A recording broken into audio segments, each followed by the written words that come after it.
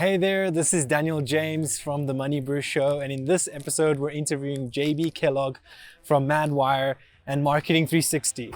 We talk about a lot of really interesting things.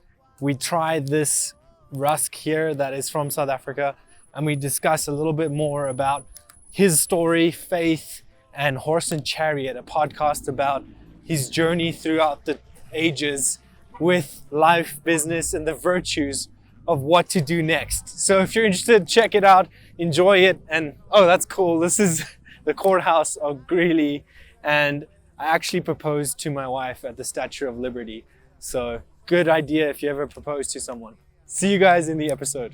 Hey everyone, welcome to the MoneyBru Show. I am extremely excited for this session. I actually have a company and a person that is really inspiring and has made so many leaps and bounds in every market within Colorado and the US and whatever else they're doing. It's an Inc. 5000 company award winner for a couple of consecutive years. And JB Kellogg, you'll have to remind me how many times. But hey, thanks for being on the show. And how many years now have you guys done the Inc. 5000? Good question. I think it's 7 or 8. I would have to confirm. It might be 8. I don't know. It was something. It was actually a pretty impressive feat because the head guy at Inc. I don't remember the name, but sent an email with a special note that said something like less than 0.1% of all companies ever started make it 5 years in a row. So to make it 7+ years was extremely rare because it's like big numbers on big numbers. So the percent growth gets harder and harder and harder. So you're just like getting beat down.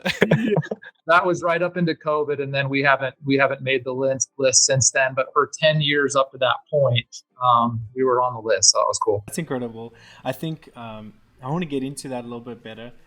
If you're watching, I know this about you. Okay, so this is a really cool workshop we're doing. We are doing a bunch of stuff where it's going to be like an AI workshop, and we have concepts broken down. Like one of the things I like to talk about is data, that you can take it and really simplify all your data and get an answer on where you're leaking or bleeding money or doing things like that. I want to teach you that. I want to go beyond ChatGPT, and I want to engage you with this. So this is a cool book that I'm kind of digesting for you, and I've taken a bunch of courses and YouTube videos and figured out what's the best, simplest for everyday people in business and marketing and in entrepreneurship and things like that. So come check it out. I look forward to seeing you there. We'll make it happen. Cheers. Yeah, so there's some things that I know about JB that we'll get to when we'll talk about him. First of all, guilty pleasure or treat, what would you choose with the rapid fire? Chips and salsa every day. It's my favorite. Let's get restaurants. Oh, Mexican spots are good for that. So, oh yeah. Worst pet peeve? Talking too much. Cool. Somebody talking too long. A favorite color? Orange and blue. I kind of like them both. Okay, makes sense. 360 and Madwire. Favorite restaurant? There's a place in New Mexico, in Silver City, New Mexico, called Jalisco's. Unbelievable Mexican food and really spicy red chili. It's super good. I love it. New Mexico is so cool. Okay, dream vehicle or anything of that sort. So I would never get this vehicle, but I've always loved the look of it, and it's any Aston Martin. Okay, nice. I love it. Morning or night person? Morning. Favorite activity? Depends what time, what season, but in the summer I like to mountain bike and wakeboard. Awesome. Favorite destination? Probably Scottsdale, Arizona.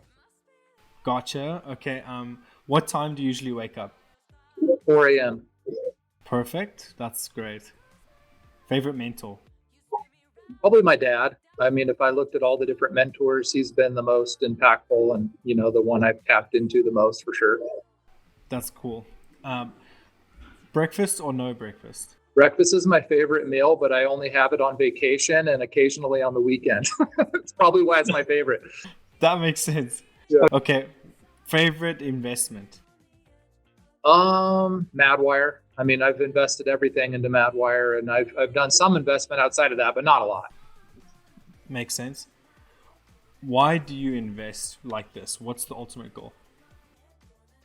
The ultimate goal is to have have a trust for my family, that my family's able to, it carries on and can help them and help them grow their business, whatever they might start. Our family is a family of entrepreneurs, all the way through my grandfathers, my dad, me. So I'm fairly certain at least one of my kids will start a business. So hopefully can help them on that front. Exactly. And it's amazing how you see that too. Even the employees now, they've really built in that loyalty with giving back in that extent of what's going on in business. Part of the show is we're going to try some stuff. So the first thing, grab this right now. It's called a rusk. I sent JB a box like this, and it's kind of super cool. You can get it on Amazon. It's fresh. This is a rusk, Omar's rusk. We rate it from 1 to 10. It's a little bit out of your comfort zone, JB, I'm sure, but this is how the show goes. So bear with me and enjoy. Grab one of these. I don't know if you have tea with you. If you don't, but just chomp right into it. It's much harder without tea. Yeah, that's sir. Yes, sir. Take a little bit out. It's gonna crumble everywhere. Let me just tell you that. What I do is I dip it in the tea like this, or coffee. Us Dutch families, or in South Africa, we'd all eat this in the morning. It's soft like the buttermilk.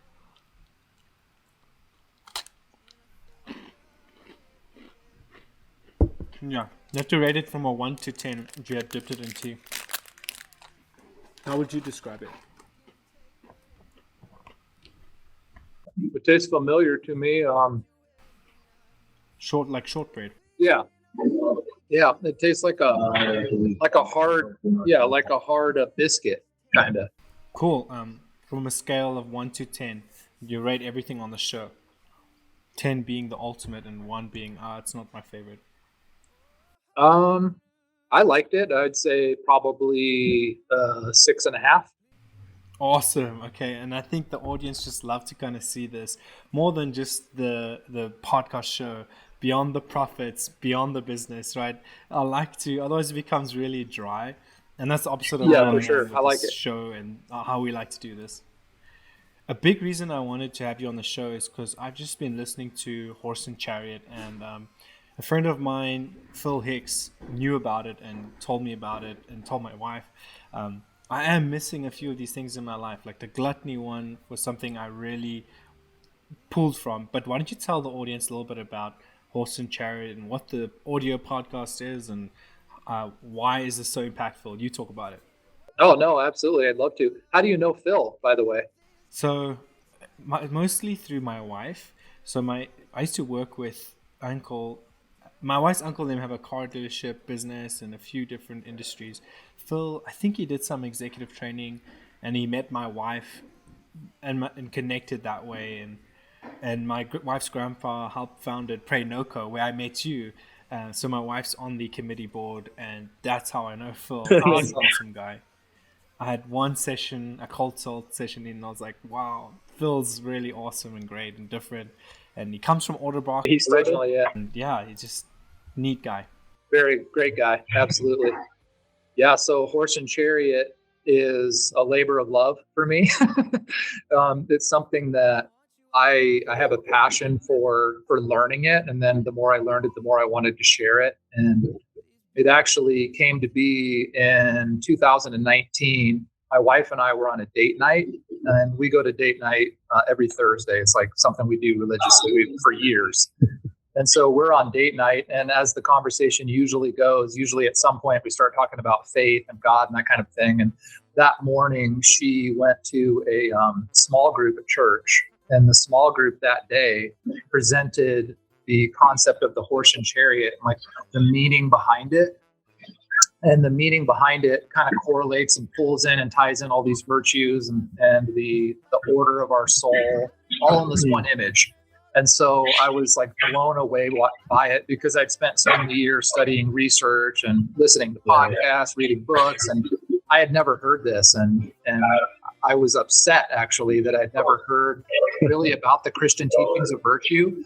And it was something that was taught for thousands of years as part of the early Christian leaders and even in schools until like 1930. And then they took it out. And the teachings of virtue is basically like character formation, and it's the character formation that's it's trying to like character form yourself in the character of Christ, essentially. And so there's all these different virtues like courage and temperance and prudence, and all these virtues kind of play a part in that. And so I went on a rampage of learning it. Like every day, I was just trying to like learn more and more from these ancient teachers.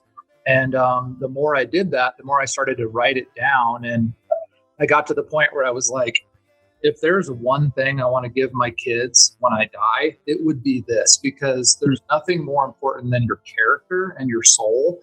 And, you know, I could give them Madwire and all these other things, but that would be of no value compared to this. So I started writing it all down.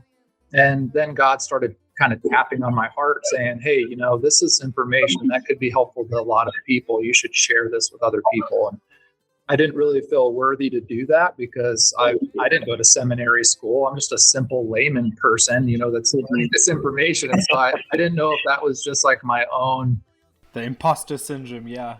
Like, okay, so with horse and chariot, I think people should also understand is that it really feel like it's a first in the morning deep dive breakfast for the mind. And even the motivational music, it's like, wow, this works so well. You know, you're on the business side, and I've seen business training videos and stuff like that. Ultimately, though, this is just, those are just extra, but companies, I was reading that in Built to Last, that it was always people, product, and then profit. It's mind-blowing. Like, wow, like we get to have a better relationship with on the person side with God. And I think that is so huge with this that you've got pioneering. I encourage the viewers to go check it out with the motivational music in the morning and diving deep into it. It's so good. And everyone in our different teams and our different businesses, it can elevate us, not like a ritual, but more of like an act and purpose driven behind what you're doing. This is the first segment. You have to watch the next few segments to connect more with JB's story. Thanks for checking in, and don't forget to subscribe, share, like, comment some different questions and ideas, and check out Madwire and Marketing 360 and the whole gamut. They've really been changing the game on how they do things. Cheers.